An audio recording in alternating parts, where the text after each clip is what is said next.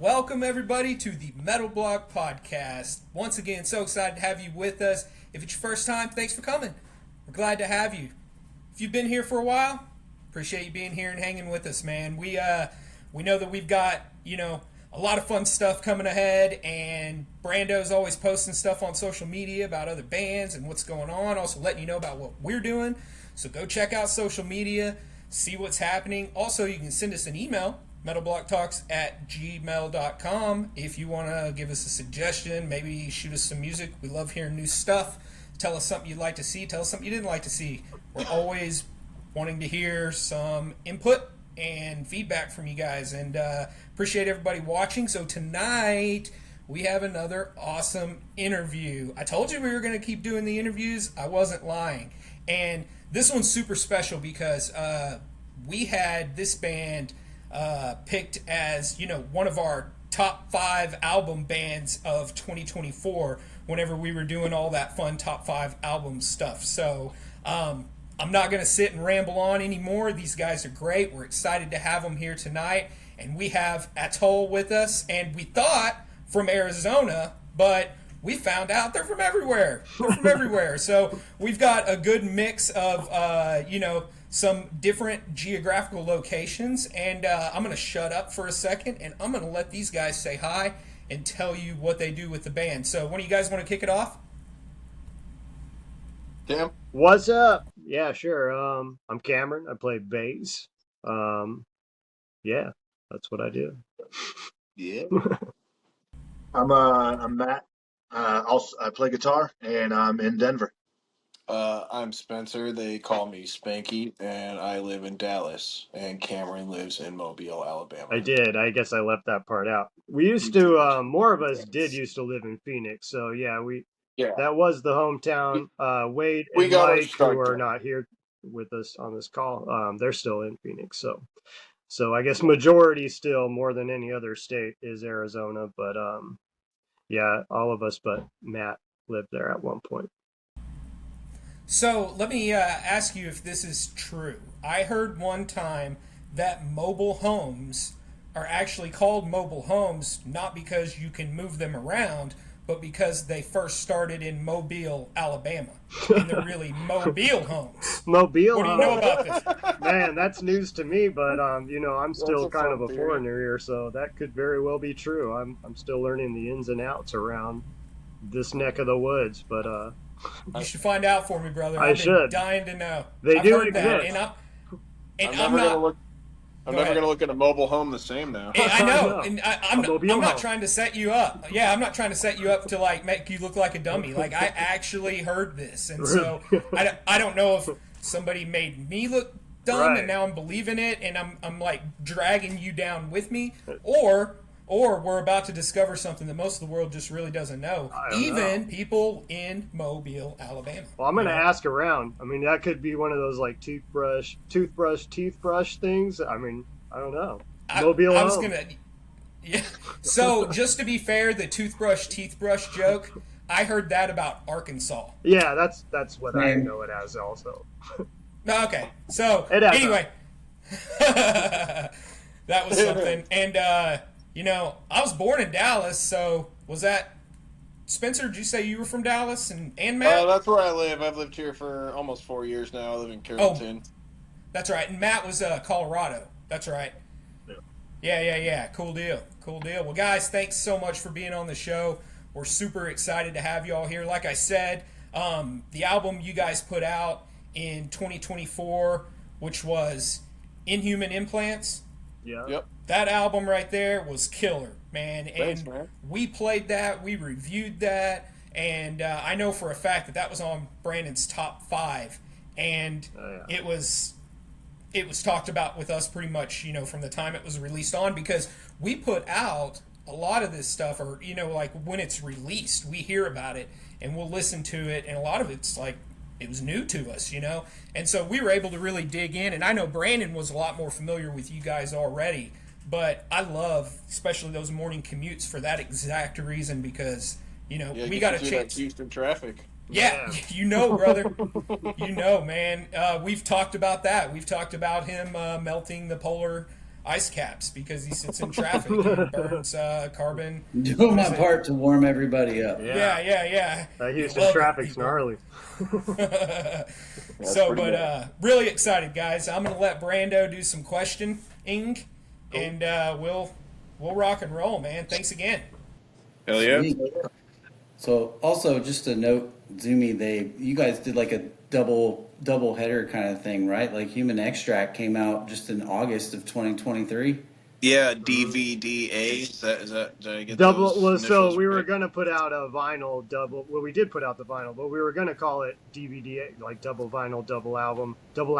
Yeah, but we didn't run with that. It was double penetration, I guess. But yeah. So that was Even actually better. both those albums were written, together, and we decided to split them up into 2 releases, kind of after the fact. So, yeah, Inhuman and Human were both the same, recording session and the same writing, block. So, but yeah, that's why they were kind of like in real close, proximity to one another, just 6 months apart. It's kind of a 1-2, and then with the special vinyl release there. Right on. Well, I have one quick question for you about Human Extract, and that is, why is Final Conflict not the final track? That would actually make sense. Yeah. No, I never thought about that. That is a fantastic fucking question. It's close to the end, but yeah. Yeah, it's getting there. I felt like what's the end of that it- is your friends are dead. Yeah. That So- I don't think, just the way it faded out, I thought was a great closer. It's kind of got a little bit of that MIDI keys, that hypocrisy. Fucking It's nod one of at those the things end. that's easy It just to fades off. Perfect overlook. ending, I thought. Nah, I'm just messing around. That would be Today, good. I was listening to it again today, and then like the song title came up, and I just like brain farted for just a second. I was like, man, that was fast. Is this the last song? Because the fun that I was like, wait a minute. So just clicked that that's not the last song. No, it's actually the 4th to last conflict. Right. There you go. So that was a nod to Omen Part 3, the final conflict, because it's about Satan's son. So. Got it. All right. Cool. Well, I just had I to throw will- that question in there. And I will say this about it is I thought, you mentioned that them being kind of recorded in the same block.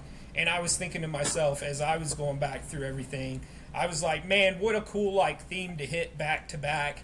And even released in the correct order, in my opinion, because you got to extract the human to implant the inhuman. Exactly. And so I was like, man, it just, made sense to me. And when you said 1-2, that was the best way to describe it right there. It was, like a good old 1-2. And you might not have seen the second one coming if you had your eyes closed. That's but right. It was coming. I agree, and I think they were kind of split in a way that makes sense too. I feel like Human had a vibe, maybe, and then Inhuman had like a little bit different feel, a little like more percussive and whatever rhythmic. I think there was a little more tech and stuff on the first one, but again, they were all the same writing block, so obviously there's lots of that on both of them. But I think the split made sense, once we kind of started looking at it, it was like kind of a no-brainer, Yeah, Yeah. for sure. It works We have the perfectly. material So, to do. Yeah, if you have it, right? Yeah, because that was it. It was like, man, we've kind of accidentally come up with an hour's worth of music, And we who kind of tend to do that a lot. We just always are kind of pumping shit out. True. And so we try to stay a we're music just gonna machine follow and this. just be writing and Yeah. stuff. hell yeah. That's awesome. All right. Well, I just had to ask that question about the final conflict, but let's get to know you guys, and let's start with Spencer. What is your metal origin story? Tell us how you got into metal and how'd you get to where you are today with playing metal even?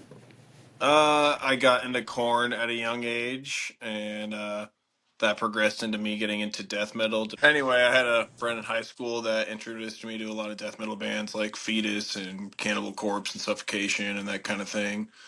And I started playing in local bands when I was like 14 or 15. Started playing some shows. Met Wade, our vocalist, when I was actually 16. We had a band together for a little while. He joined Atoll. Not too much longer went that I joined Atoll.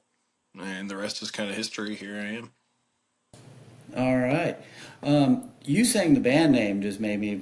Is it Atoll or Atoll? Atoll, Atoll. you know, We've been Cameron. pronouncing it incorrectly for so long that we Yeah, just it's like hard fall to into Atoll, change. although that's like totally bogus and not how the word goes. Yeah, that's not how it's properly pronounced. It's actually Atoll, I Right. believe, is the proper pronunciation. But we have said Atoll. Um, say what you want, I guess. It'd Okay. be I like, don't yeah, know. Atoll or whatever you want. But I mean, tomato, tomato, I would say do what feels comfortable. Enjoy the word for what feels right to you.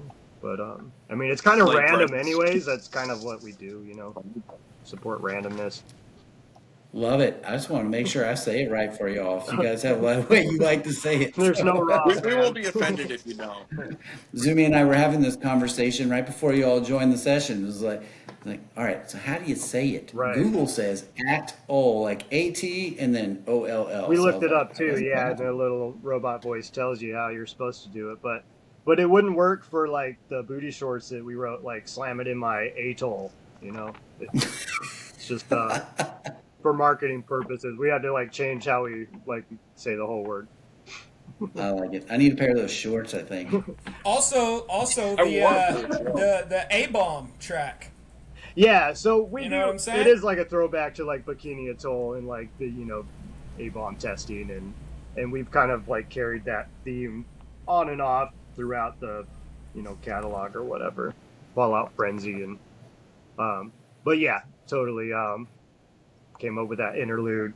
It just kind of felt like old school Bombers to me. It was like dropping stuff. So that's how that got. And then kind of a joke on Bomb Track for Rage Against the Machine. A bomb track. Love it. Yeah, me too. Me too. Yeah, because it was like a bomb track. Yeah. That's awesome. All right. So, all right, Matt, origin story. Well, I grew up for the better part of being younger, I grew up in LA in like the early 90s. So I was just all West Coast hip hop forever. Then one day, what was it? Like the Unforgiven 2 came on MTV, and I was sold on heavy metal. And then as that went on, people were like, well, you think that's good? You should listen to the old shit. So just it was Metallica and Slayer for me for the longest time. Uh, Dabbled in some like In Flames, a little bit of Slipknot here and there, kind of danced on new metal a little bit, but was more of a thrash guy. And then one day I just picked up, I just bought Unleashing the Bloodthirsty from Cannibal just because I thought it was a really cool, brutal album as far as like the art went. And within like 10 minutes of listening in my buddy's car, we were like moshing while we were driving, be incredibly unsafe. And ever since then, just been fucking riffs and blast beats, man. I love Oh, the yeah. Yeah. Is Amen.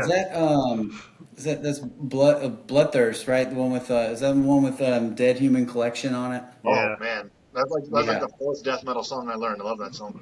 dude. The Spine That's one. That's Splitter. probably that's one of my favorite Cannibal Corpse albums. Yeah, it's so That one good. hits hard. I love it. So awesome. Well, thank you for sharing, Cameron.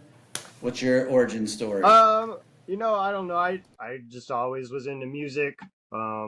From real young, I had like a Walkman. I could pick up like FM stuff and like catch cool bands I wasn't supposed to be listening to, which at the time was probably mostly like glam rock shit, Guns N' Roses and Motley Crue and shit like that. And then I was a little skater kid, so of course the punk, like a lot of punk roots, and then just started always wanting to find like more heavy, more extreme. You kind of graduate up, find the Metallicas, and then on to the Slayers, and then the Cannibal Corpses, and in that trajectory. But and I never like to abandon those bands too. I always just absorb new bands. I don't stop listening to anybody. So I love all that stuff, even Motley Crue.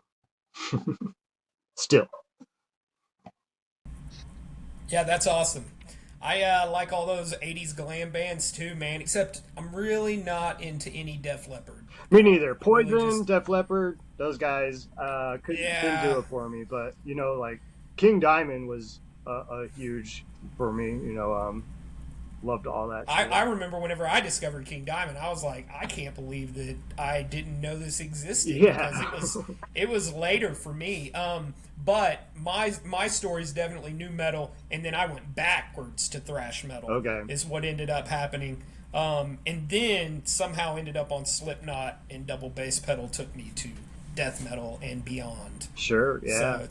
it's kind of funny. It's a back and forth through the chronological music timeline for me, and I still go back from time to time, and I'll discover something that I really just didn't give enough time to back in the day, even though I may have been familiar with them.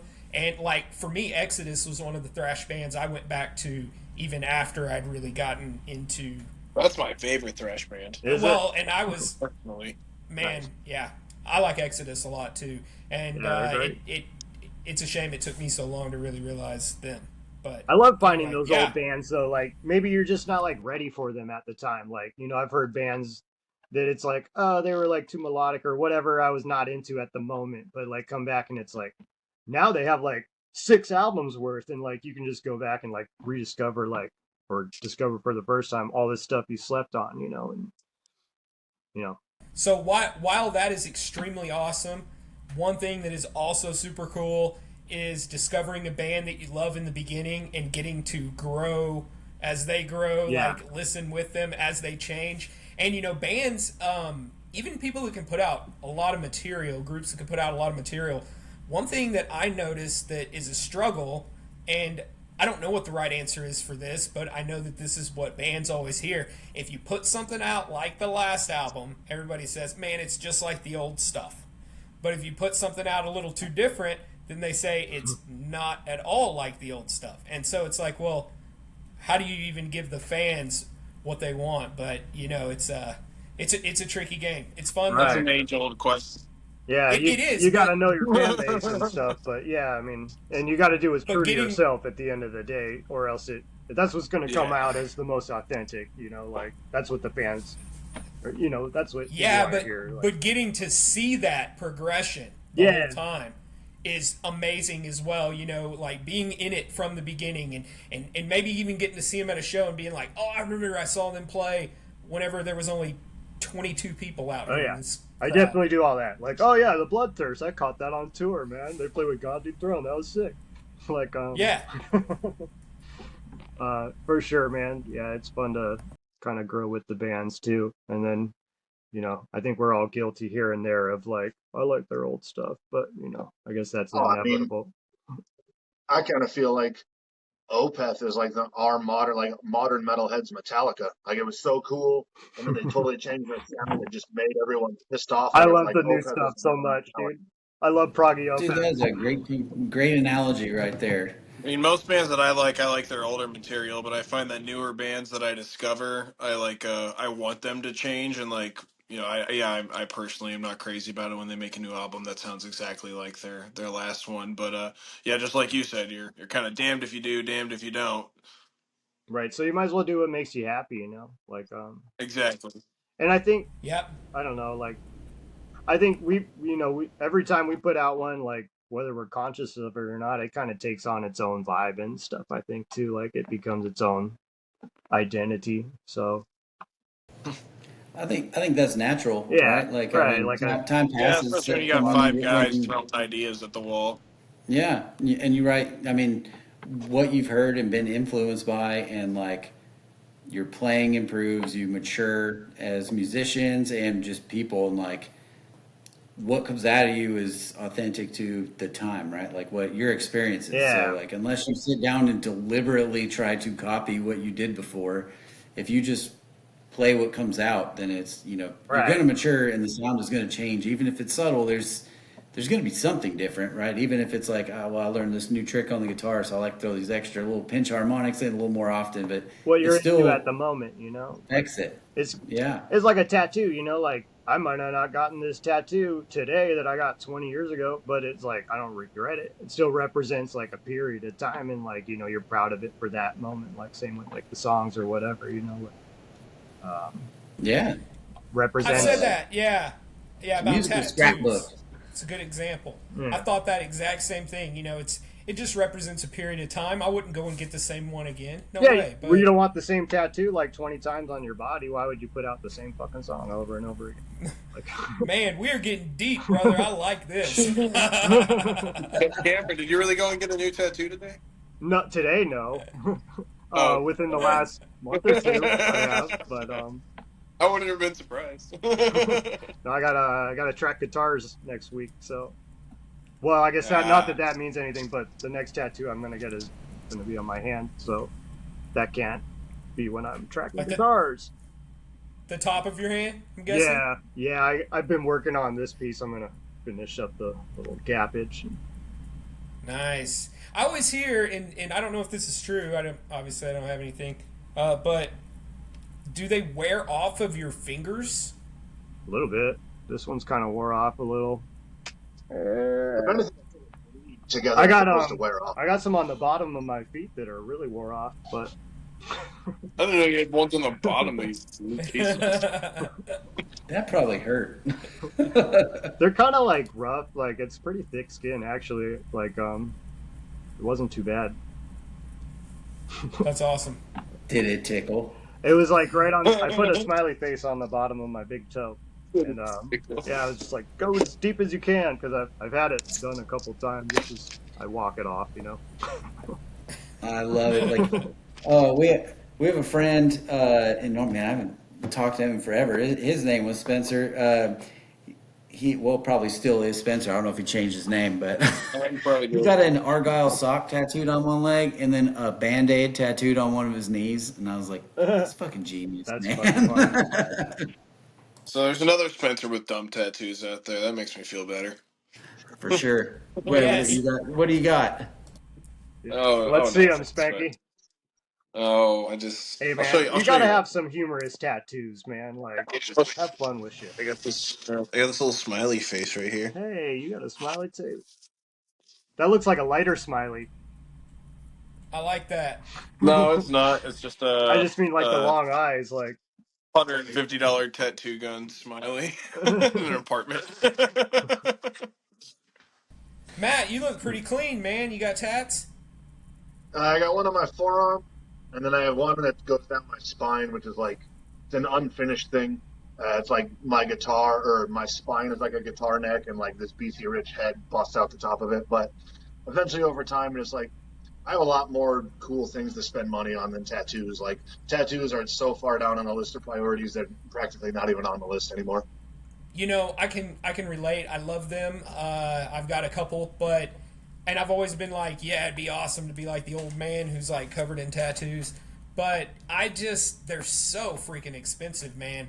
And even people I know or have known who were like apprenticing, I'm like, you still want to charge me like your full, anyway. So it's cool, but that's one of the things I struggle with as well, is just being like, man, I've got a lot of other stuff I need to be focused on and putting that money toward. But I got 2 unfinished tattoos for the same reason, between band and life, and yeah, there's much more important things to be spending money on, but one day maybe. yeah, Yeah, I mean, that's not to say if I had a shit ton of money that I wouldn't get more, but like I said, it's just in the priority of things I need money for. Tattoos are not in the top 25. Guitars are yeah. guitars and pedals. There is and gear, shit. yeah. hey, you want to hear my Right? Guitar Gear broke man analogy? Oh, Lord. Shoot. I'm listening. All right. If it's based off of the teach a man to fish, he'll eat, that kind of deal. But it's if you steal a man's wallet, he'll go hungry for a week. If you teach him to play music, he'll be broke forever. Yeah. I've heard that. He'll be Teach hungry him to for play life. music and buy it. Yeah, teach him to play music and buy instruments. He'll never eat again. I wish I could sit True. here and disagree with you, but It has yet to be proven otherwise. yeah, I unfortunately. Why in the And world would you need another guitar? I just need one, Ma. It's true. Well, you see, there's this thing called intonation, It's a and sickness, okay? I think it's a little bit of both. My guitars need All of the friends. above. Yeah. So he has somebody to play with when I'm at work. Right. Like I can't be there paying them attention all the time. We gotta keep each other company. yeah, Oh, that's even the great. cheap ones aren't cheap anymore. What's cheap anymore? Nothing. Yeah, like nothing. your bottom barrel like $200 Ibanez is now 600. Like, that's how it goes now. Yeah. Yeah, Yeah, and if you're paying $100 or $200 for something, back in the day, back in my Right. day, I remember There's your sign. $700. I go on Reverb, so, man. I buy we had that to shit use our used. guitars as snowshoes uphill both ways. Yeah.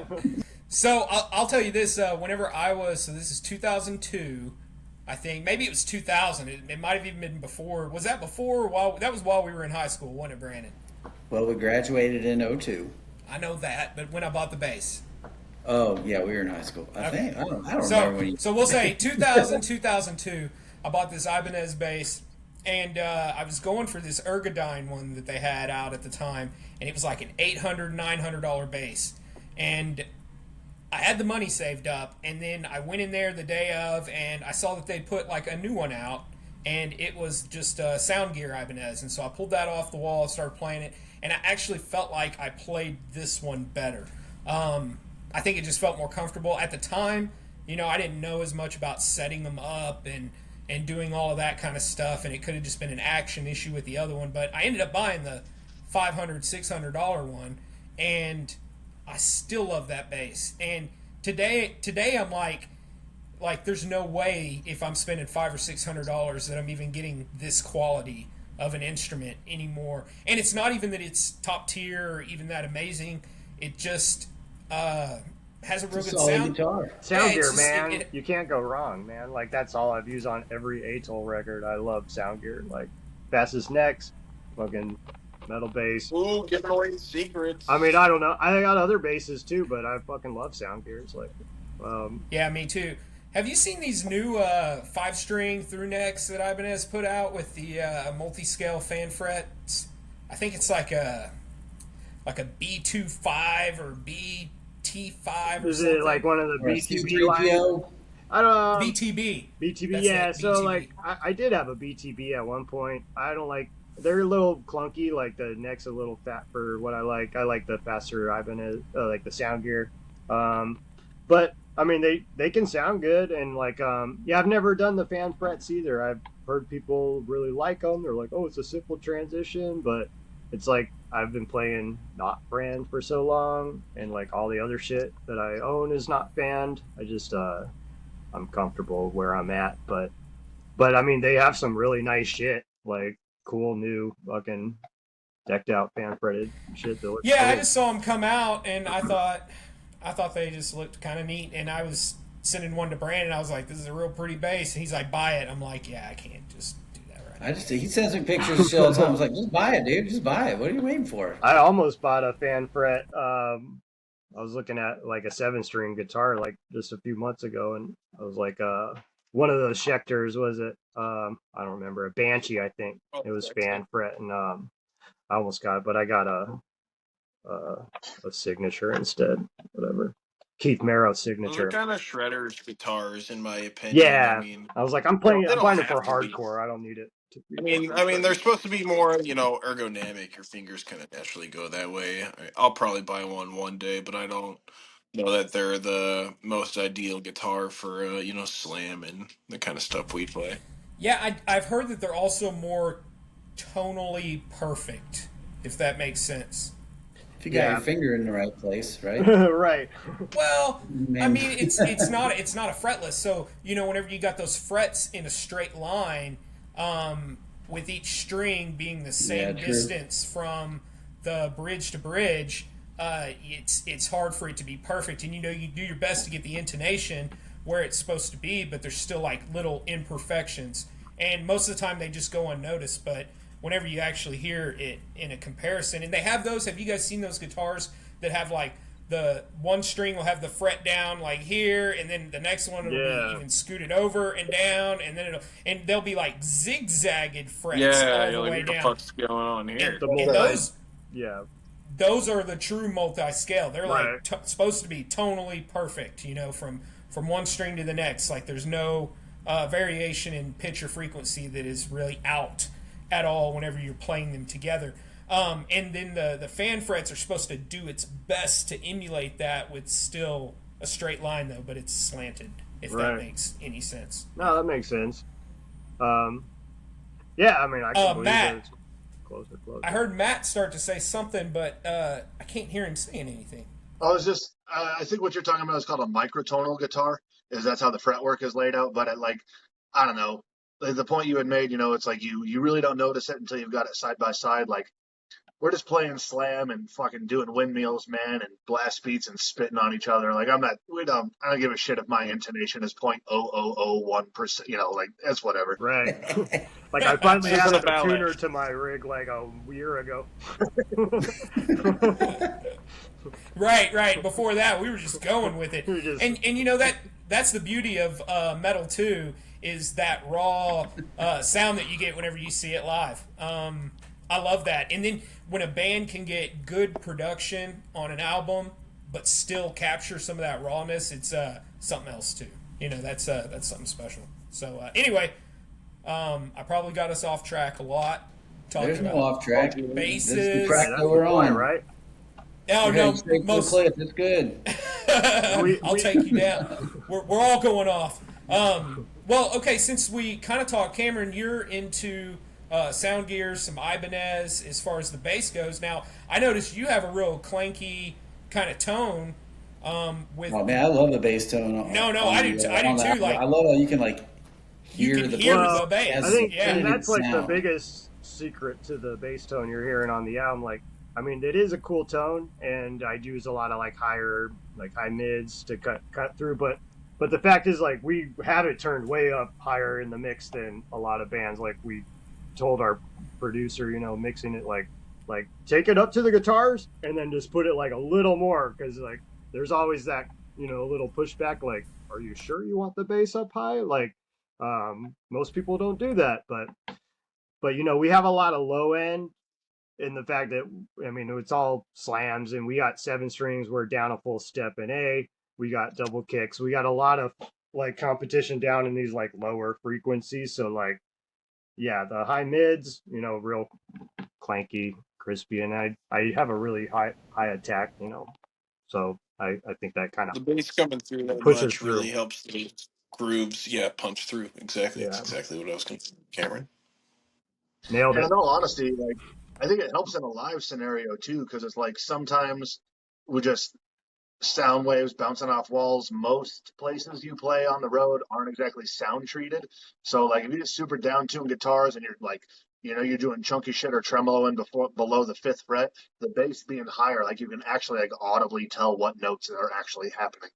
So one kind of funny thing that attributed somewhat to this tone, like I've always liked that higher tone, like the early Cryptopsy and some like Alec Webster stuff. You can kind of hear it like cutting through in that frequency, but like I had it a lot lower, and I played like kind of cleaner tone for years and years. And when we started jamming at my house, like they kept calling the cops on us like a bunch like of times, like I don't know, 5, 6, a bunch of times. And so like I was like, all right, well, it's like my bass, I had a big old fucking stack, and it's like, so I was like, I need to just pull back on like the bass knob, and then it won't just like omnipresent sound like over the whole neighborhood. So like I kind of like upped the treble and stuff so the police would stop coming to my house, and kind of sculpted our sound around that, because we jammed there, for a long time. Thanks, Phoenix PD. Yeah, right. And you know what? Credits to them. Every single time they came out, they were like super cool. A couple times the dudes were even like, I like metal. Like, you guys are fucking jamming. Like, can I hear some? Like, they were.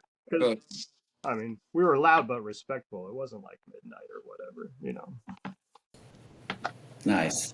That's cool when they're always at least, We're respectful assholes. Yeah, we Yeah. were There you assholes go. until like 9 p.m. and then it stopped. Yeah. Somebody called, they got to do their job, right? They got to show up, but at They least got they were to. cool about Oh yeah, no, they it. were all cool, and they were all like the young cops that were sent on like bullshit assignments, you know. So it was like they were just happy to have like a cool break, probably, you know, easy. That a-hole band is being loud again. Someone go over there. Right. How do you say it? Well, and there was a recording studio next door, so like they'd been used to hearing it for like years and years. So I was kind of like, you guys just not like the slams? Like what the fuck? Like this neighborhood should be pretty used to this shit by now. Like, but And who doesn't like slams? I guess, yeah. That's just dumb. So I saw a video one time, and it was like a cop going to bust up a party, or not like a party, but like a practice rehearsal or whatever.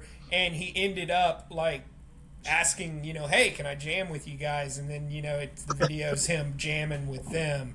Yeah, but now there's a cop in the band. Fuck that. No, man, Those that's your people? friend. That's your friend to the evidence room. You know what I'm saying? Yeah. Right.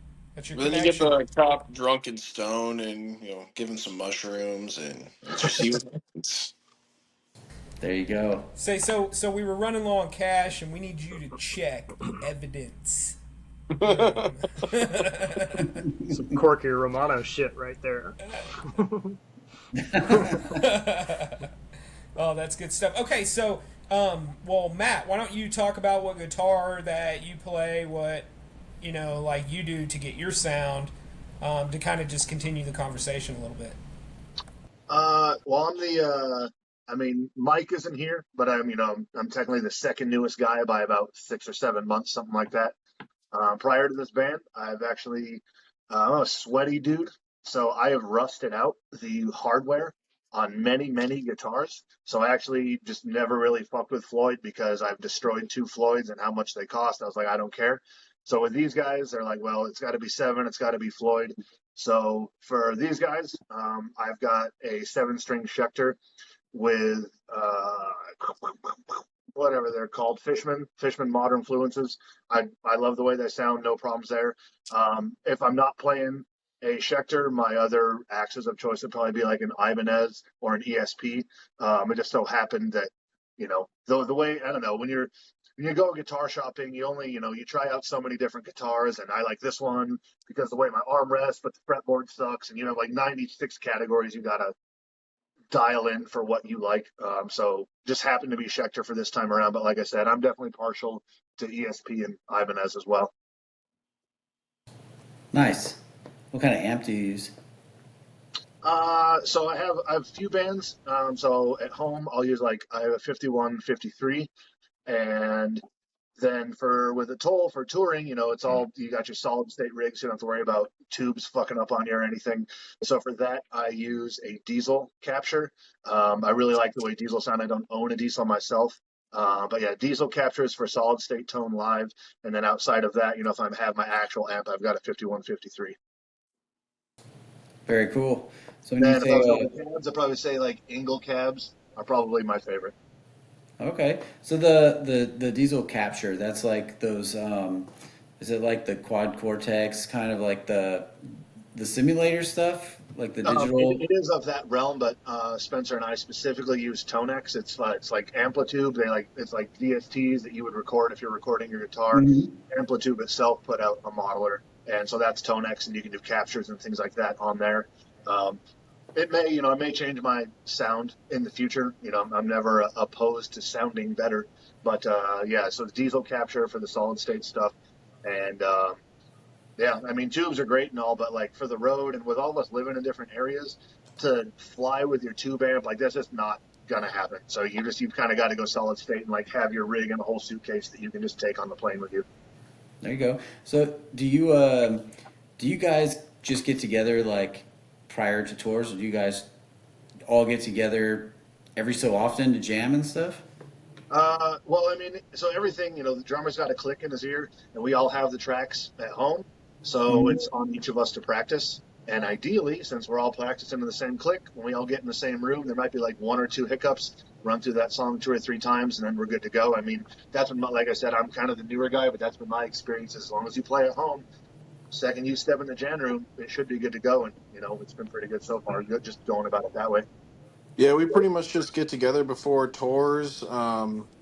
I mean, it's dependent on, what's going on writing with new music and stuff. But I mean, if we were to just go on tour right now, yeah, we would get together before tour, get our set together, and, probably a few days ahead of time. And I think we'll probably practice the set, you know, anywhere from 5 to 10 times at least before our first show.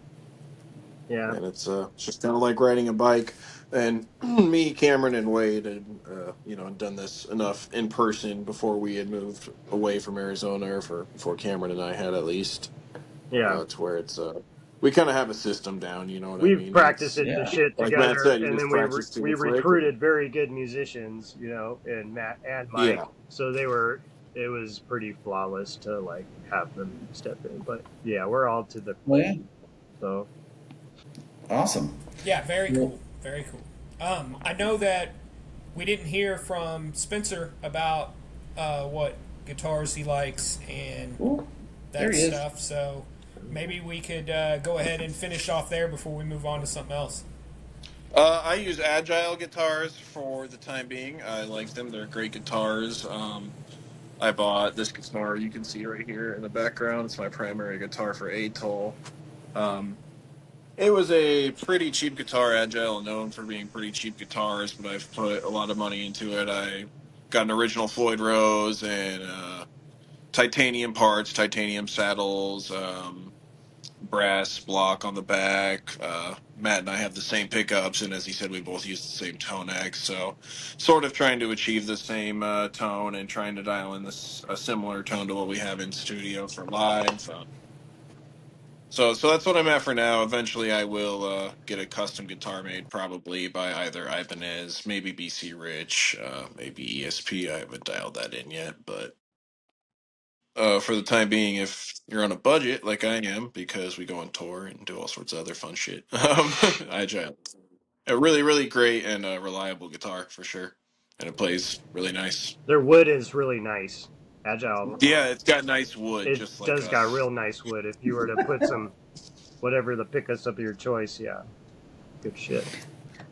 Yeah, so I actually went to don't burn me at the stake, but I went to Guitar Center, and they had an Ibanez in there that was like it had a walnut neck on it, right? And like I bought a Solar last year, and it's like it's super smooth. Like Yeah, I really like it. It's just really really smooth. It's easy to slide up and down the neck, like and get to different frets and everything like fast. And I picked up that Ibanez and I sat down and played with it for a second. And I felt like I was fighting the neck the whole time. I was like, man, it's like On the kind of a Solar. selling point to have that on the walnut, but I felt Ibanez, like huh? it hadn't been sanded or Ibanez. something. I was like, why is it Yeah, fucking so rough, man? I yeah, almost grabbed a Solar recently too. Our old guitar player Chris had one, and it yeah. I felt was real just gonna nice. say that. Yeah, super comfortable neck. Um, Yeah, it was a cool oh guitar. yeah, okay. Oh yeah. I Yeah, almost bought one of those like lime green ones like just a while ago. Looking, yeah, they're yeah, that's cool. cool. They are. They're. I mean, it's really smooth. I had never played one when I bought it, but What did kind a of bunch of research. Ibanez was it that you were playing? Oh man, I don't remember what it was called, but it was like a metallic, purpley, rainbowy finish on it, and I've. I'll have to message you later and let you know. I took a picture of the tag, but I can't remember what it was. It was a few months ago. Yeah. Well, if you But I found one just that's remember I got comfortable home and for looked it up, and it said stuff about walnut neck, and I was like, all right, stay away from the walnut necks, because that you. felt like I was sanding the back of the neck. I was like, and it was Well, $1,100. I was like, dude, for $1,100, it should feel smoother than that. And like, Yeah, that's not a low what end do you mean, model. you were Yeah. all wall no. Huh? Nothing. That was a bad joke. I didn't even hear it. Yeah, but I missed out. Bad Ah, the jokes timing are was like, bad too. yeah. I said you were all wall no. Whoa, Well, no. no. Yeah. I like it. I like it. I was gonna say that what's kind of funny is, that there's these expensive instruments that, you go and you think you want. That kind of goes back to the story I was saying about the bass, and then you pick up something else and you just realize it feels better. And that is probably more important because, you're going to be the one playing the instrument. And so one thing I was going to ask, though, is whenever I was buying my Dean, because I wanted a dime bag guitar, I went through a whole bunch of education about Floyd Roses because I had no Floyd Rose experience. Actually, I'm really not a guitarist. I just want to be a guitarist.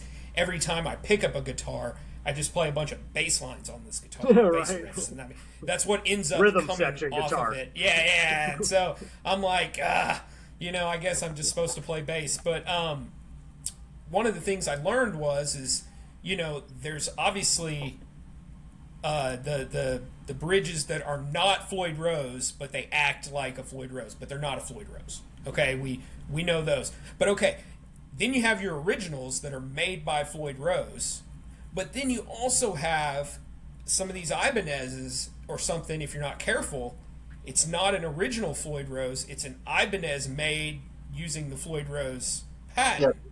It's a license. Yeah, like a licensed or whatever they call them for. Yeah, not an original. But it itself is not an original, even though it will say on there by Floyd Rose or something. Licensed by Floyd Rose. Yeah. Okay, Floyd Rose. That's what my Agile came with, and I replaced it with an original. It makes a difference. That's cool. Too. Yeah, I've got I've got the licensed by one, and it's all fucking corroded out, and I need to swap it. Yeah, it's just cheap, shitty parts. That's all it is. Right. So, but anyway, just an observation that I knew I caught along the way, and so And when you said an original Floyd Rose, I kind of just wanted to comment for a minute that there is an original Floyd Rose. It's not just a style; it is a brand name, a bridge and a bridge and a brand. So yes, absolutely. Hey, I found that guitar. It was a RGD 7 ALMS Axion label. Okay. I don't know. The Axion might be the series, maybe. Yeah, or like the something. submodel or whatever. Yeah. Huh. Mm-hmm. $12.99 is the listed price. Dang.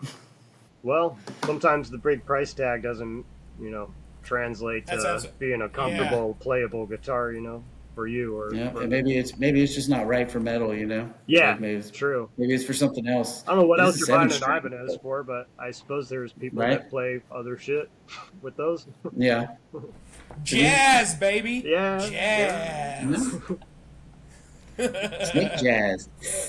Hey, I like to sneak a little jazz into the bass lines and stuff here and there. Oh, dude, you got to. Brandon and I were working on something, and I got to throw a little funky little slap and pop in it in a few spots. I love the pop stuff. Just getting to, find a spot where that actually fit, and you're not just, playing it to show people, I can pop and slap. Right. But to actually have a bass line that works, and you're like, I got to finally use it in one of our metal, songs that we're working on. That's how I take a lot of the songs that are kind of presented or whatever. It's I'll just listen to it a few times. Where can I get fancy? Where can I slap and where can I pop? And without it being obnoxious, like you said, just that's the right word. Flaunting that's a great word. Or audacious or whatever. But just give it that little fucking spice in the right way, Well, it's funny, I'm always telling Brandon, I'm like, oh, Brandon, that one riff that I was showing you, I've changed it now. It's basically the same, but I added some more to pa to do-do-do-do-does in it. And, he's like, okay, I can't wait to hear it. But it's just the way that, you almost establish this kind of framework. And then once you've gotten comfortable with that, then you're able to finesse a little bit more in between the lines, and to me, that's that sweet spot that you're talking about, is finding where the right finesse is. And, man, I really enjoyed how you guys composed your songs, how you put them together. Even though the Final Conflict wasn't the Final Conflict, I still felt that the order of songs were done really well. And I really liked Yeah, the like I picked the song I orders. I've done that on every album, and I spend quite a bit of thought process it's on that. The it's album really flow not is like easy. a lot of people don't like care anymore, but it's like you used to put on I'm an album guy. Like I don't listen to just like one song from a band. I'll put on an album and you hear it as a piece of music, like a presentation of this, product. It's I like do the same. it should have That's I how wanted to have like a flow, some kind of a journey, from the yeah. front to the end. Yeah. So I love it. You said a journey, you said a flow. I've often, especially the older I get, listening to music, I'm like, it really is a story to me now. I remember my dad always talking about old country western music, and he'd say stuff like, well, it just, tells a story. And I'm like, now I'm like, well, Dad, so does my music. It's just not the same story, it's just yeah, different It's different it's a tale. different story. The good guy doesn't always win in the end, but But we got it is anti-heroes that are fucking it kicking ass is a too. story. Yeah, we do. That's right. The Right. good guy isn't always bad either. So Yeah, they're just or misunderstood. the good guy isn't always good. Sometimes he's bad. That's what I was trying to say. Talking some Brandon. fucking grim dark shit now. Yeah. So get me Where on the we fantasy at, nerd buddy? shit. Sitting right here, buddy. Right here. I would love to. What is y'all's creative process like? Like, do you guys? Is there one person that writes kind of like the bass for the song, like the bass line to not the bass? Yeah, Like yeah. I know Cameron, you probably write the bass, but like the substructure of the song, and then people like, do you each put your flavor So into it, yeah, or like is it pretty much dictated by somebody? so yeah, like along our career, that's generally how we've done it. Is each of us writes a song pretty much to completion. We all of us, all five of us, I think, play guitar. We're all able to program drums and have DAWs, and so typically, yeah, one of us kind of writes what we think of as a song, give it to everyone else. If any, we may tweak it dependingly, and then everyone gets their once over, adds the solos, the line, bass lines, all the parts and stuff. But so that's been how we've gone about it pretty much with everything that we've put out so far. But we have been trying to kind of attempt a different approach in a more collaborative way. Kind of everyone kind of submitting riffs and then kind of piecing it together. I don't know. So we're kind of feeling that out. We do have some singles right now that we're got lined up, ready to go. Is that the guitar tracking that you said you got coming up? No, that's a spin-off project. We haven't really talked about it too much, but a few Ah, of the members okay. of Atoll are in like a couple other side project bands that are going to be Is that Have yet to allowed? be Are you allowed announced. to do that? yeah, is yet to be. So Top we've been secret. writing all this stuff and like some of it sounds this way and some of it sounds this way, not necessarily in an Atoll way. So we decided rather than just like scrap them or rewrite them, we're like, well, let's just make side projects. So that's a thing. Oh yeah, I that's guess awesome. the world now knows, but you'll find more info on that. But no, the singles that we have going, we've got them demoed out, and we're going to be, kind of coming up with a release schedule and hopefully lining up, some video shoots and whatever goes along with the single drop and all that. Awesome. And you guys just just 2 months ago did was it the Southern Sacrifice tour? What was that tour called? Yep, that was it. Yeah. That was it, right? Okay. How was that experience overall? Was that a good tour for you guys? Yeah, it wasn't bad. We did that with Demon King, which is an incredible band, as well as Cesspool and Cesspool of Corruption and Wrecking. They were both great bands to be on the road with. Most of the shows turned out pretty good. Had some hiccups here and there, as you do on most tours, but I did not have too many complaints at the end of the day. Good deal. Matt Yeah. and Cameron, you guys agree? Yeah, I What's think, that? and we got Yeah, to what do hit you some guys new think, please? markets, some cities that we have yet to play prior to that tour. So that's always fun. Yeah, I think we got a good response. Good turnout, and it was a fun tour. Yeah. Heck yeah. Are there Are there any more? Are you guys doing like festivals, or are there any other tours in the works We currently? are, well, we have our spring plans. We have some plans for the next spring. We're, I guess, working on getting together. We had Cool. a couple tours lined up. We had a tour for the summer and for the fall that fell through, unfortunately. So we'll see if we can, put something together. But in the meantime, we got new music. Like I said, we're going to be dialing in and tracking, and we definitely will be hitting the road early 26. So Awesome. So I does like that to We hear ain't that. slowing happen? down. Does that happen often in the metal community where you think you might have a tour and then something will fall through? I think Unfortunately, it can. it's fair to It's. say. I think that's probably dependent on who you ask. I'm sure probably anybody you ask would probably give you a little bit of a different answer. But yeah, shit happens. You know what I mean? I mean, I would even I do think, know what you mean. yeah, I would even think the bands like the Cannibal Corpses, the bands that have the mainstream.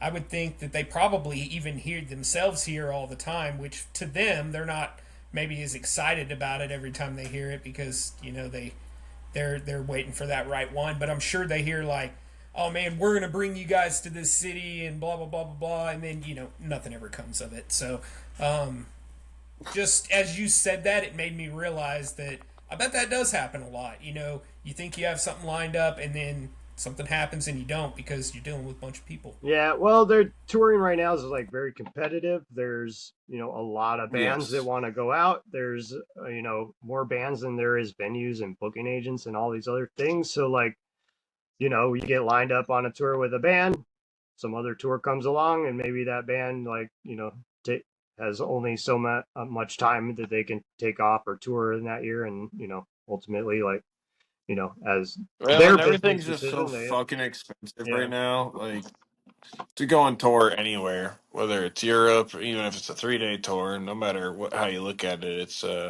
not really affordable. So just kind of got to take the punches and roll with it and hit the road as often as you can, which is what we are trying to do. But in the meantime, we'll definitely have some music we're working on and stuff. We're not slowing down by any means. So, what do you guys usually eat whenever you're out on the road? Like, because Each other. Good I answer. just that is a good Fast. answer. That is, I didn't even know how to respond. So I was We like, eat angels. oh, Brandon, it reminds me of that reel you sent the ass eating competition. Oh Oh God. God. No, it wasn't. It was like people interviewing for getting hyped up for this event. It wasn't like we were watching the the competition I itself. got I No, you. it guess. was it was You're just okay. hilarious. No People judgment talking here. shit about eating ass. Beep beep. It was hilarious. Yeah, it was funny stuff. All for a gift card. That gift card's as good as mine. Well, we don't eat out too much. I mean, depending on where we're at.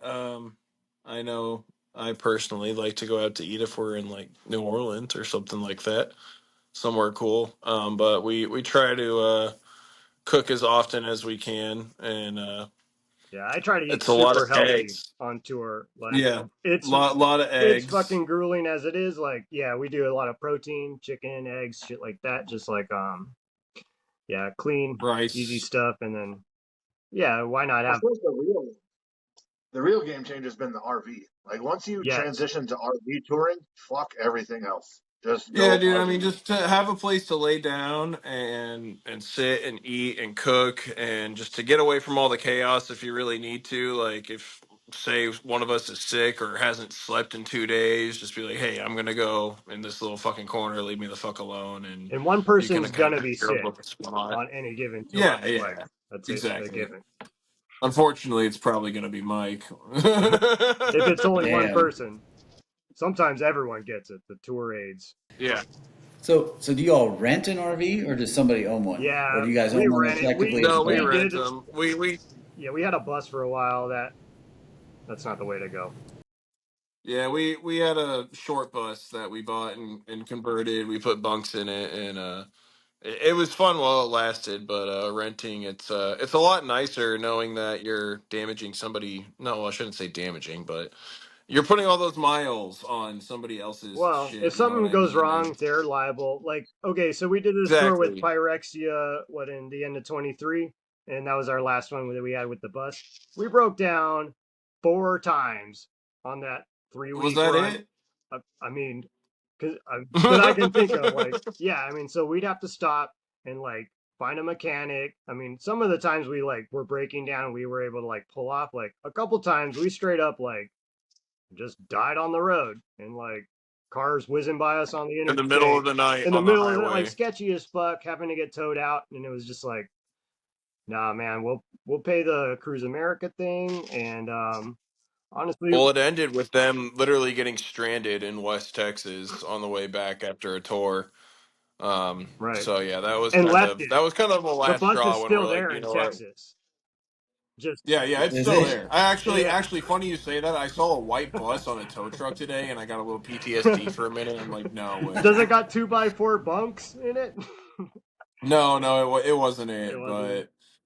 But yeah, we toured in an SUV. We originally toured in an SUV with a trailer and got hotels here and there, and that was rough as fuck. And then we thought we were bougie upgrading to this RV that broke down The on us bus, pretty much every two but yeah, days. The bus that broke down on us every 2 days. And then that, literally left them stranded. I had stayed home because I was sick. Speaking of being sick, so I wasn't on that trip where it got stranded. And after Lucky that, we did you. the that. tour was Yeah, over, and we dropped you in Dallas, and I flew home from Dallas, and yes, then them two drove back to Phoenix. Attempted to. They made like 2 hours yeah. out. Not. No, it was a little further than two Yeah. hours, but yeah, it wasn't terribly far out of There's Dallas. not a whole lot Um, between fucking Phoenix and Dallas. So if you're gonna break down, like no, West no, there's Texas There's is not. not. not the best place to do that. So Agreed. yeah, they had to get a U-Haul and rent that shit home. But so now we do rentals, and it's treated us a lot better. And the biggest difference is a comfortable place to eat and sleep and morale more than anything. We're not worried about shit breaking down anymore. Because one if it does, it's not really our fucking problem. It's We theirs. get We the we call them. everything insurance, like Yeah, we hit yeah. somebody in downtown New Orleans, we're good. Like, We don't tried that talk out. about that, but yeah, we're good. We're good. Nice. No, Try that's that cool. out. So, I recently learned over like the last year because a guy we went to high school with, like I found out he does this.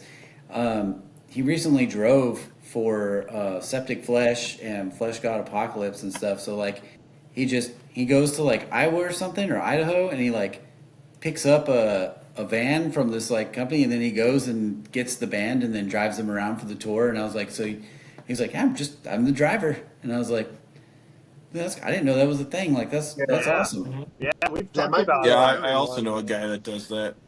It's nice. Nice to well, have a driver. that might be Bandwagon that he would in because like that's the name of a company is Bandwagon where those big like Passenger 11-person vans. buses.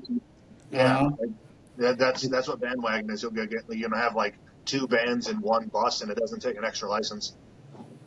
Yeah, it looked like a semi truck. Like he showed me his, like he had a cab, right? Like so he'd climb up in this cab, and then he had like the whole bed in the back and stuff, like right behind the driver's seat, and then the band was in the back of the Huh. thing. So it was like a big bus with a semi. I was like, dude, this is badass, Get in the man. back. Get in Yeah. the back. Hey, but then they can do whatever you want back there because it's separated, so you can have all your drinks and Yeah, shit. Like, that's not bad. Yep. yeah. No, it was pretty cool. I didn't know that was a thing. Apparently it's like even there's like a demand for it, like just drivers for tours. Have you guys ever considered that? Yeah. Yeah, if anybody is hiring, I'm here. If Oh, like you want to drive? I was wondering Add if me you on guys yeah, I ever was Facebook. like considered. hiring or for This is hire, Ferguson. either or. I hate my Okay. job. Help me Hang, out, bro. hang on a second. Got to get ready for this job interview. Well, just I can see the benefit for a band. I mean, you guys, like you play late, right? Like what those half the shows. end at like midnight or 1 in the morning sometimes. Like Yeah, I mean, sometimes they we end a little bit kind of earlier, but developed a schedule that works for us, rotating out and stuff. But I mean, yeah, it would absolutely be nice to have a driver, but money's also a thing. sure. Yeah, it's like we'd rather get a sound guy. It's like you either want to Yeah. hire like a driver, a sound guy, a Yeah, photographer, we've or a kind of merch learned guy. there's like Like, driver, sound guy, merch guy. There's a few guys you can hire, and yeah, I think the first guy we would choose is sound guy. Well, if you had the driver, you might be able to. You'd have the energy to fight with the sound guy at the venue. true. It's nice having somebody that like You knows know, I never all thought our about it stuff. like that. That it's not a bad point, but I Yeah. don't want to. I don't want to have to fight with the venue No, I know. sound. I'm just messing. No, let's go. Yeah, I'm sure that's like a tough decision to make if you had to make one. But obviously, I mean, do you guys have someone that you bring with you, or is it just the five of you guys?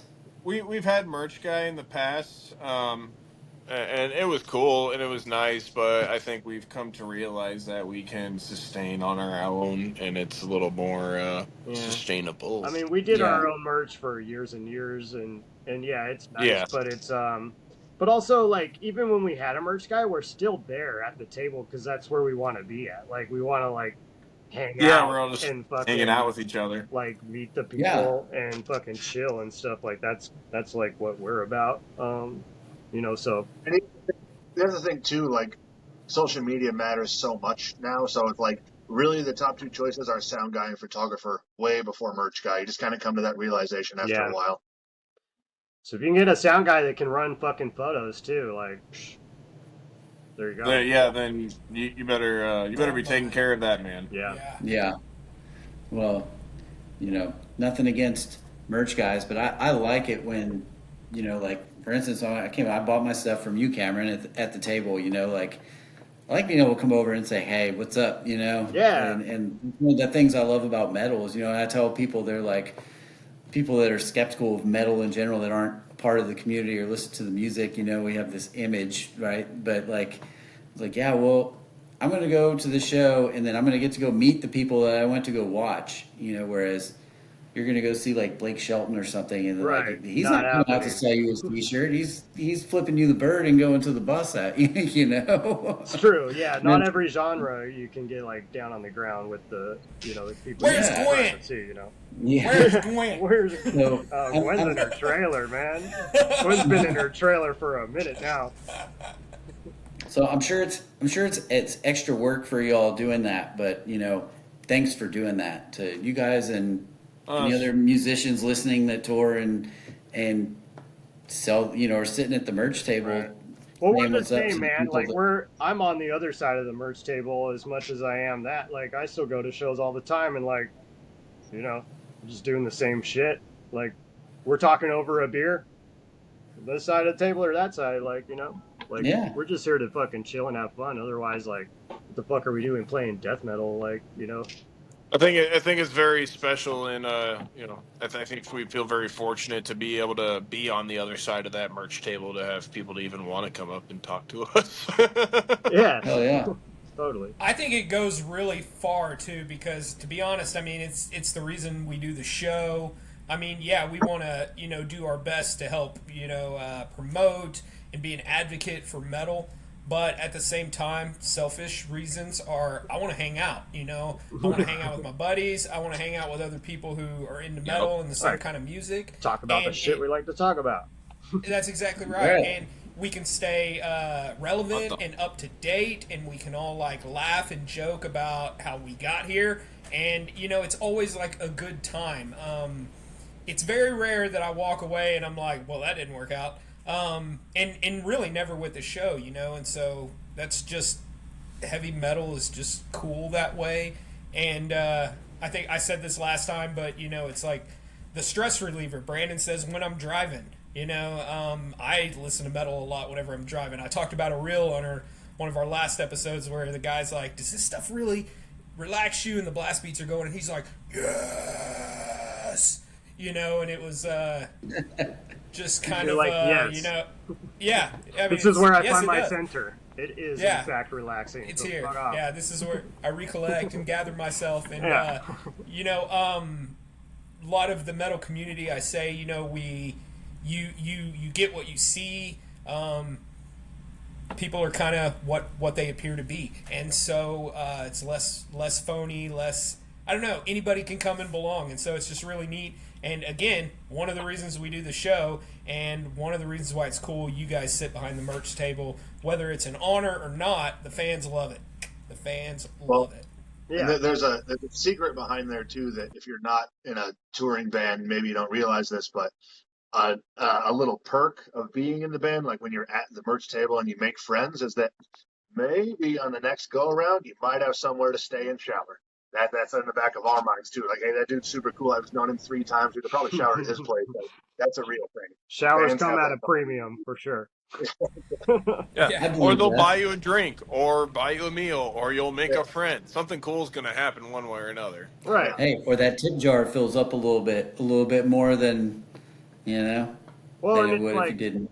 yeah, totally. And like the more we like circulate these same places and shit, like people do come back, and a lot of it's like, I didn't come back because I wanted to see your band again. It's like I came back because like we fucking broed out for 20 minutes at the fucking, at the bar or the table or whatever, like, Yeah. and then you do become like friends, legit, whatever. We've met people that just come out to every fucking time we're in town now, and that's rad. That's literally how we became friends with Matt here.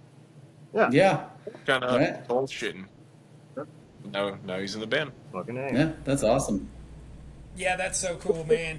Just how relationships end up, and Matt, that story, how you can come into the band, and obviously it won't work out if you're not like a friend in a way, right? I mean, you gotta be like a homie. I tried playing with people in the past that I knew I didn't really meld with personality wise, and it didn't work out. It didn't work out at all. I was out of those bands just as quick as I was in them, and I always felt real bad because I felt like I let somebody down. But deep down, it worked out better, right? Because we weren't a good fit, and part of that fit and that camaraderie that you develop whenever you come together, that's that collaboration.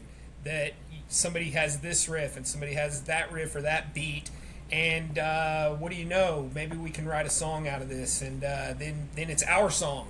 It becomes our song, and so it's that's neat. That's cool. Yeah, I mean, if any, it's more of a joke than anything. But see, go talk with your bands that you like. Go talk with them at the merch stand. They might ask you to join one day. Never know. It's true. Today's your day. It's your call. It's your Yep. call. Don't blow it. Don't blow it. I mean, a lot of bands. I mean, most bands have lineup changes. There's turnover. It was kind of the same with me. I was in a different band, and I was just kind of hanging out with Atoll, and lo and behold, they needed a guitar player. Because you were Here I am. literally at a show. He was there, like, just hanging out. I was hanging out with you guys at like every fucking practice. Just You waiting were for the too, but I mean, opportunity. but the night that we asked you to be in the band, so like we had one of our guitarists not come to the show, so like we played as a 4-piece, and we were like, "Hey, Spanky, like you're in this band now, right?" Like, so that's how that Yeah, worked that's pretty out. much how That it was went. that night. Yeah, we like as soon as we finished the set, we're like, well, that could have been like cooler with another guitar player, but Well, hey, there's another guitar player here. actually, we have had to play 1 or 2 sets since then as a 4-piece, and I think we've dialed that in a little better with at least with the track selection. Yeah, we have done that, haven't we? Yeah, But that's okay. but it's not ideal. Like we write our shit for 2 guitars for sure. Yeah. So, okay, so Matt, how did you come into the fold? Like, how did you? You said it's only been. Did you say 6 or 7 months? Well, I was like, so check this out. Look how much I can fit in my mouth. No, anyways. So I have another like death metal project here in Denver, and we've hit the road with called Angelic Desolation.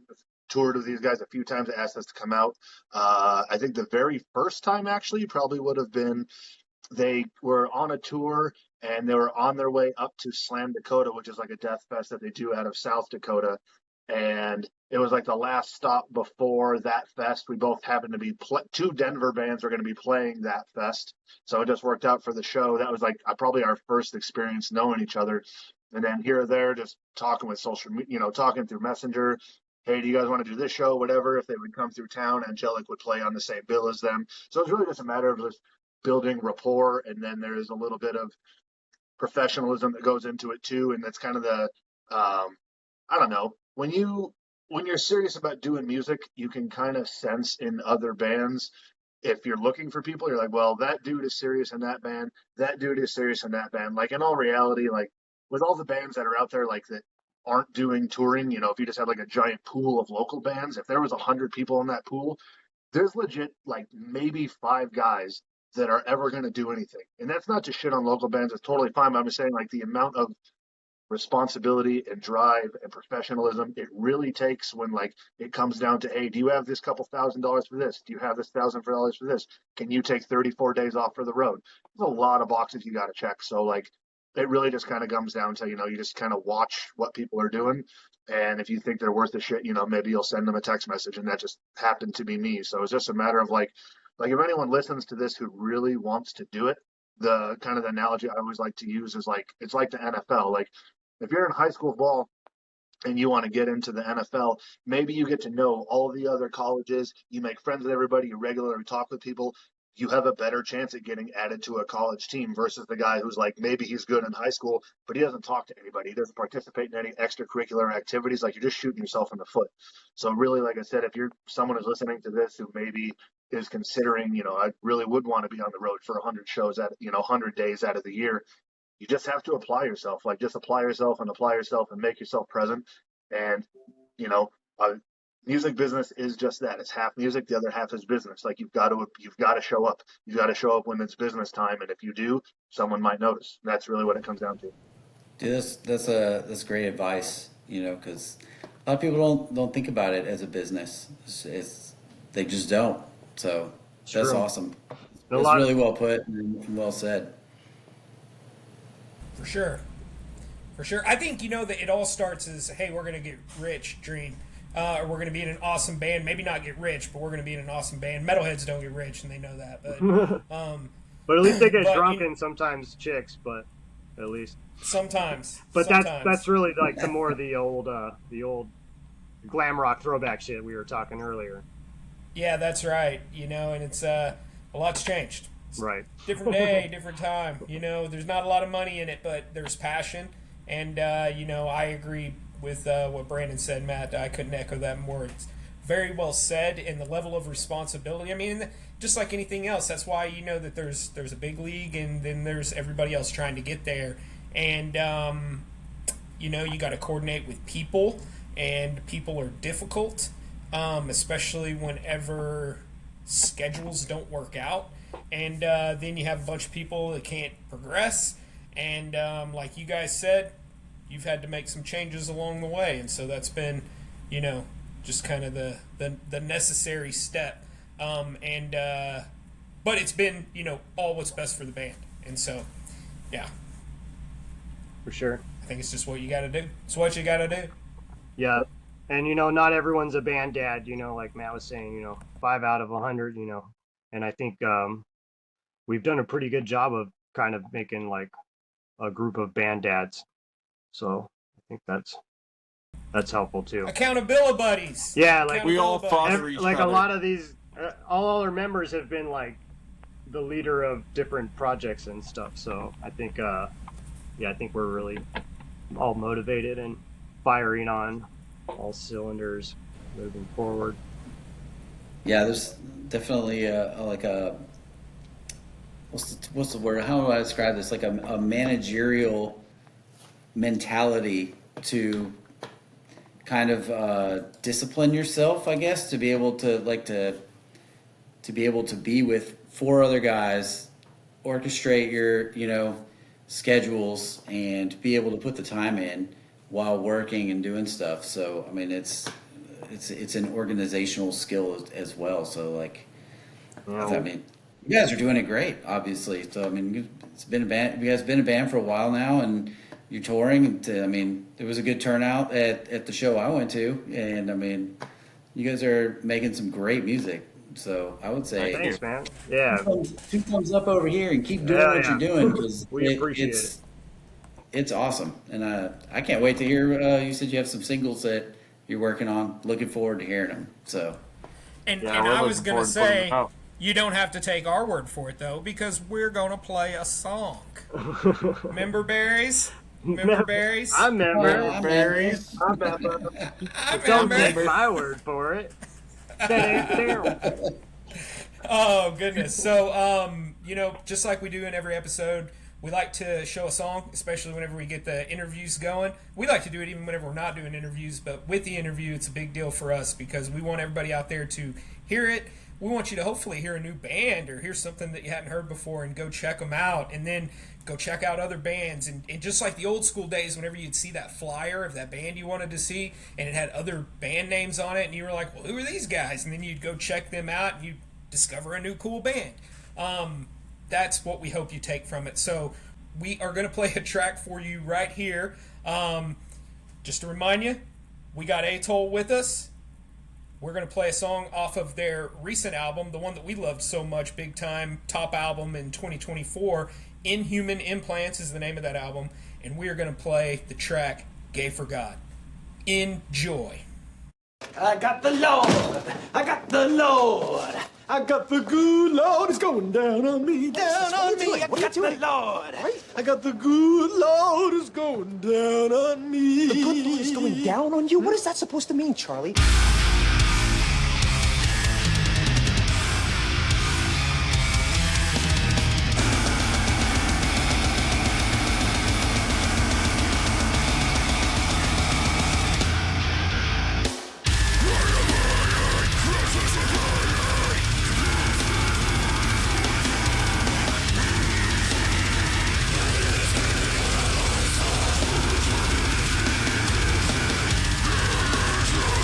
Turn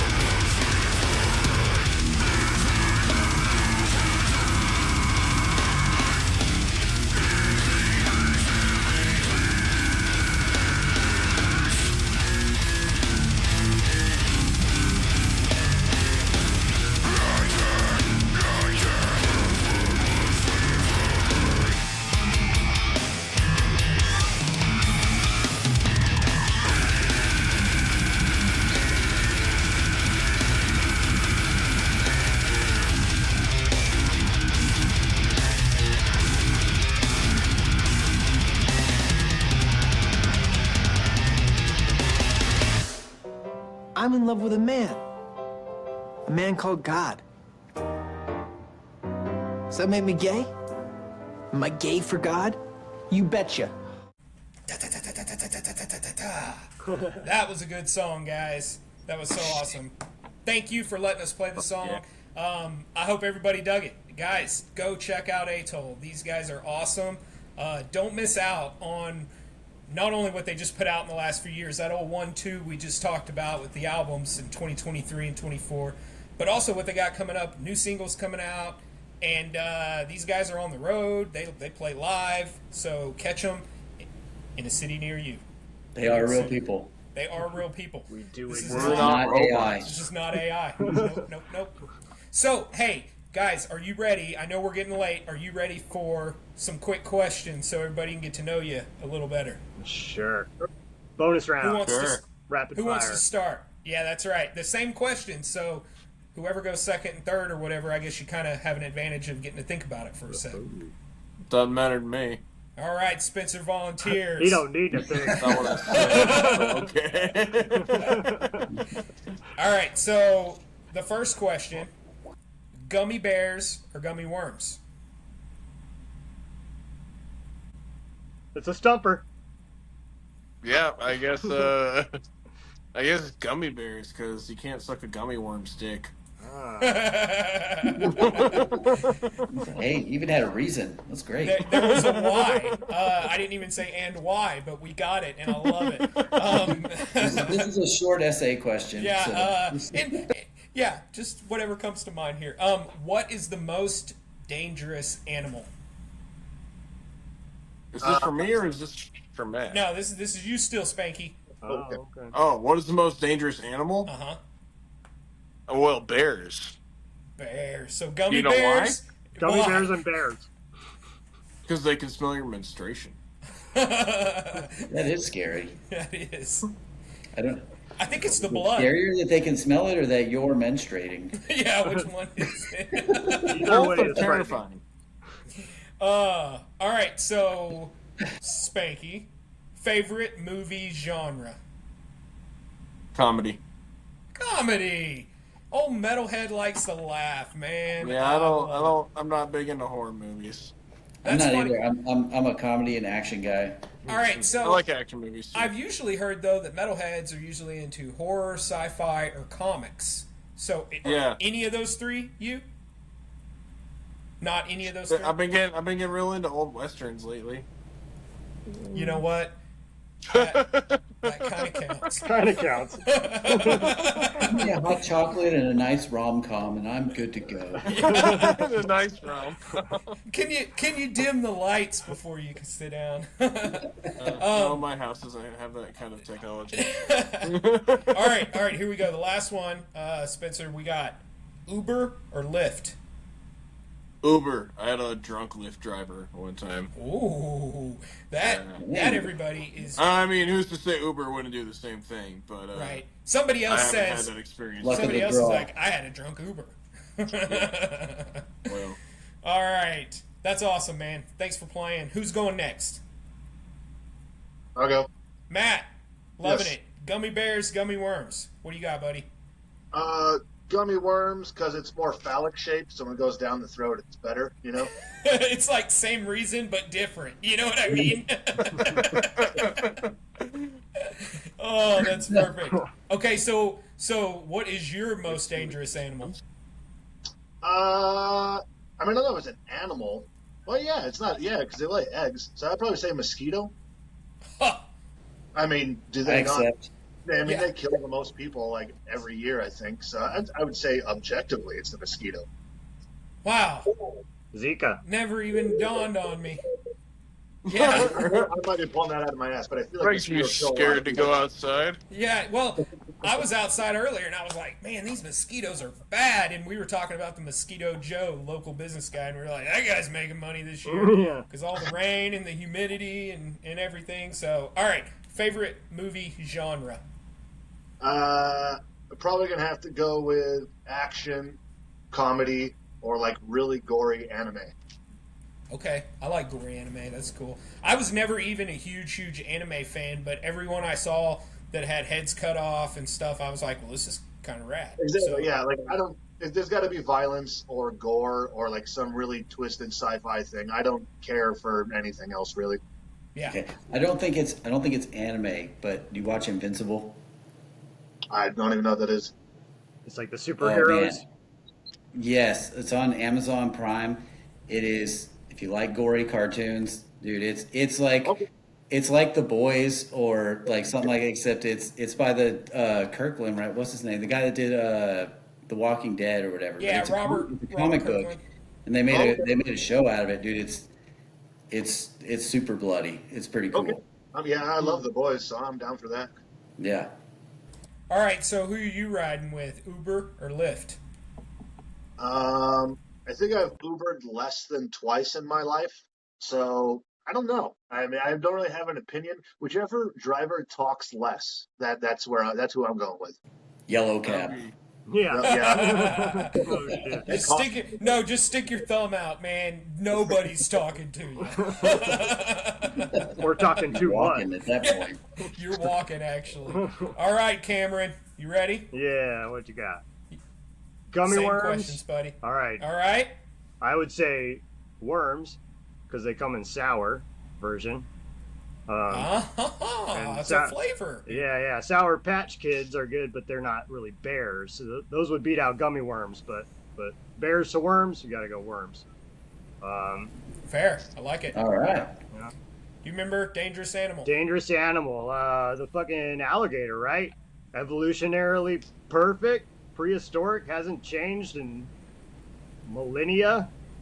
It's Scarier than yeah. the it's crocodile. the best. Yeah, I mean, crocodile mile. You know. Well, I guess either or. I guess I'm down in gator country, so I'm going to be biased and pick gators over crocs because I've never actually seen a croc in the wild. makes sense. But yeah, I believe. I've seen some gators in the wild, and they're big and fucking Yeah. scary. You know. Well, I believe as far as United States of America is concerned, crocodiles are not a threat. It is Yeah, the there's American alligator. No, There's but crocodiles. crocs in Florida. They have are, come but they over. are not. They are not as big though. Oh, are they like big ones like salties? Yeah, no, they've come over now, but they're a minority. There's only like so many, and they've got the caimans and stuff down there too, and the Everglades and shit now. But Yeah. I think Florida's just like you can import any kind of fucked up reptile, and they're gonna thrive in Florida, you know. So Florida's our little Australia. yeah, you know. Yeah, that's what it is. Cranky. That's what it is.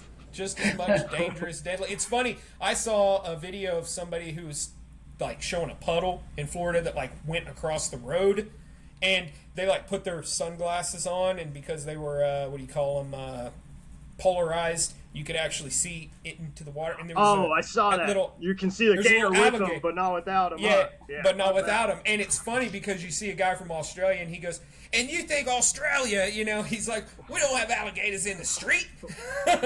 Oh yeah, like no, I play golf. Like you just like let them have that hole sometimes. Like they're out and about. Yeah. Nope. I'm not doing that.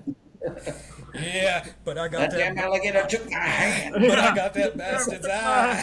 Man, he had one eye. Oh, you're pretty sick, Chubbs. All right.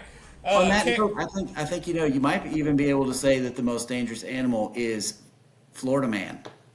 I think that qualifies. Yeah. You know, definitely. We are animals. is he that guy that goes and like gets them to move them? I think it's just any guy Yeah, from Florida it's just a that's on the personification of. Oh, that yeah. is. Instead of Crocodile Dundee, we're talking Florida man. Florida All right, man. I got you. Yeah. All right, so favorite movie genre? Horror, man. Of course. Like Yes! you gotta have one of them in the Horror, man. fucking death metal band. No, I'm a Yeah. huge horror fan. Love all that shit. Me too. Do you watch like scary movies in October just because it's October? I mean, yeah, because that's the only time I can get like my wife to actually sit and watch horror. So like, I don't know that I watch with you any on that. more in October. I just watch it with company. Like, I mean, most And every they're night on, I right? put on some kind of fucking horror shit. Yeah. Or All while I'm right. playing guitar or whatever in the background, you know. Yeah, I saw shows one time at places and they'd have like horror movies playing on TV screens. Yeah. And I always thought that was kind of cool. I've I like was been that's playing shows and I'll get like distracted, like, oh, I know that one. Oh, I this love part's this you went part. to a Texas show Chainsaw and they had- Massacre. Wait. Remember what you're doing. Oh yeah, we got to make that change. Is this 5 or is this 6? Right. Is this? Did we play 5 or 6 yet, I guys? smoked too much weed before the set. Again. All right, Uber or Lyft? You know, I don't do a whole lot of ride shares. I don't go out and drink a whole lot, so I have no preference either. I've taken both. I don't think I have either app, so whichever one I click to download when I need to for a ride every like once in a while. Honestly, sometimes it's just because like I fly in to meet these guys and someone's like doesn't want to pick me up because it's so late because I got to take 2 flights and everyone else doesn't. So then I'll be And like, your connections in like New York, right? yeah, Makes right, you go like all the way way up the there fuck out and of the then way. fly across the country. Exactly. So like 8 hours after everyone else is there, I'm like, here, I'm at like the early flight, you know. But you paid less than everybody else, Dude. guaranteed, man. Oh, I don't know, man. Maybe You should have. I should have. Should have. Yeah. But So when I was in high school, we did a family vacation. We took a trip to Hawaii. Okay, and this is from Oklahoma City. For some reason, our flight route was Oklahoma City, east to Memphis, northwest to Seattle, and then southwest to Hawaii. I was like, that's what world does that fucking yeah, make right. sense? But it was probably like a third of the price. Hopefully, We could have just left tomorrow and gone. You know? shit. Actually, Matt might have it the best because here in Oklahoma, anytime I want to go anywhere and I look for that cheap ticket, you know, the cheapest one, it's always connecting me in Denver. And it'll be a Denver layover, and I might have to wait like 3 or 4 or 5 or 6 hours before my connecting flight comes through. But it's always Denver. It's Yeah, never like that's a LAX. big It's connection. never. And Yeah, it's a Dallas big is another connecting big one. airport. Phoenix, Dallas, and Denver are all big connections where everyone else lives. And then I have a regional airport. Said in Mobile. I know. Yeah, whose fault is that? So I can't gripe. But It's all right, man. Norman, Home of the Oklahoma. Mobile home. Yeah, home of the Mobile home, everybody. yeah, the Mobile home. I can drive to Yeah, NOLA if I really need to fly out of an international That's airport. right. I can live in my car. Right. Hey, I got a van. We got a river right down the fucking road. All I'm missing Oh, is the the old van government by the cheese. river. That's right. Some government cheese. Well, man, guys, I can't thank you enough for just hanging with us this evening. We're really honored to have you on the show. We were super excited just, hearing that whenever Brandon got a chance to talk with you guys and him telling me what a good, time he had just chatting and you guys wanting to come and hang out with us again. It's just, like I said, a big deal for us. We love it, and we just want to do what we can to hopefully get the music out there to somebody who hasn't heard it, or let the people who have remind them that you're still here and that you're still doing lots and you guys are still kicking ass in some metal. And don't forget, everybody, go check out those recent releases. As a matter of fact, check out everything they've put out, and also start moving forward with anything new. So subscribe to what they got out there so you can get the notifications and let you know. And if for some reason you don't notice it, I'm pretty sure we'll be sharing it. So you can maybe catch it through us. So there's multiple ways to hear from these guys. But whatever you do, go check out Atoll and be ready to rock and melt some faces with these guys. So, and if you get a chance to see them whenever they're coming through, go stop by the merch table and say what's up to them and hang out and chat. And they'd love to see you and talk with you for a bit. So, guys, I don't have anything else. I know we've kept you for a while. It's been a blast. Brandon, do you have anything? Just thanks. It was great hanging out with you guys. Yeah, man. Great Heck yeah, time, dude. dude. Thanks for having Thank us. you guys. Hell yeah. Yeah, it's been a blast. If there's ever anything we can do, let us know. We'd be more than happy. And if you put anything out there in the socials, we'll push it around the best we can. So, man, if you guys get a chance, OKC, I know it's not usually the place you hear about whenever, but I'm here. We and want I'll to be there. We actually have Oh. we've attempted to play there a couple times, so it's a matter of time. We will. Fun fact: the Southern Sacrifice tour almost went there, but it didn't. Do you know which venue they were trying to get? Was it I don't. 89th Street? Do you remember? Yeah, that was one of them. That rings a 89th bell. or the the Diamond Ballroom or 89th. Those are usually the I haven't nights. heard of the Diamond, but yeah, I never did hear back from 89th Street, but that's okay. So One of these days. I will tell you something. 89th Street has really good sound, and I've heard good things about the guy who runs it. But I've even tried reaching out and contacting him, and I haven't heard anything back yet. So I'm still trying to build that relationship myself, Spencer. Yeah, Yeah. it's all good. But anyway, I hope to see you guys near, and if you happen to roll into Brandon's place in Houston, we'll be ready to eat some chicken on the RV with you guys. So we'll bring the chicken, okay? Don't even worry about it. All right, We deal. got the chicken. We got the. I'd offer you a shower, but I'm gonna be borrowing Brandon's probably. If you bring the chicken, I'll cook it up. Right. Heck yeah. Sounds Heck good. yeah. Well, thanks again, guys. I hope you have a great rest of your night, what's left of it, and a good rest of your week. So, everybody out there, thanks again for checking out the show. We love you out there.